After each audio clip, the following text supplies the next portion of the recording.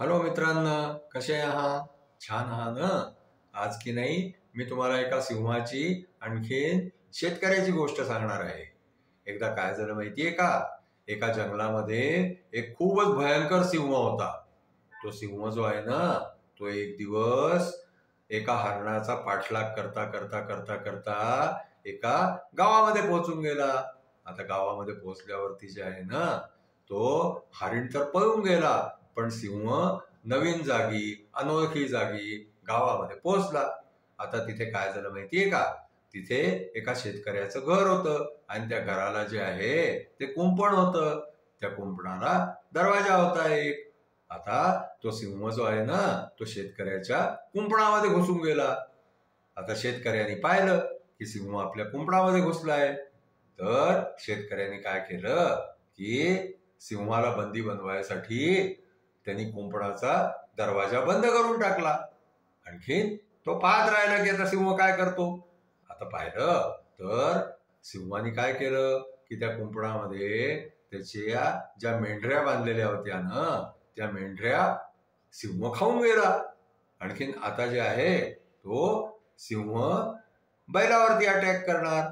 तेवढ्यामध्ये काय झालं की शेतकऱ्यांनी विचार केला की अशा प्रकारे तर हा आपलं सगळं मारून टाकेले.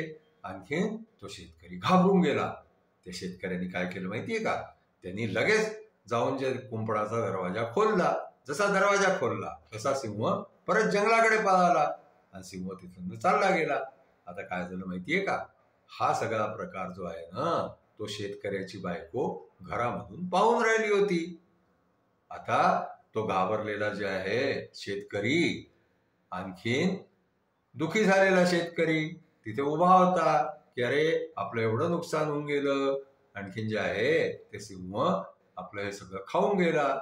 मग जे आहे त्या शेतकऱ्याच्या बायकोने येऊन त्याला म्हटलं की अहो, तुम्ही इतके घाबरट आहात की तुम्ही सिंहाची डरकाळी ऐकली तरी दरवाजा बंद करून घरात बसता. आज तुम्ही सिंहाला कशाला बंदी बनवलं? कशाला त्याला जे आहे ते कुंपणाचा दरवाजा बंद केला? आता तुम्ही असं कराल तर असंच होणार आहे, तुमचं तर नुकसान होणारच. आता पुढच्यासाठी लक्षात ठेवा, आणखीन दुखी होऊ नका.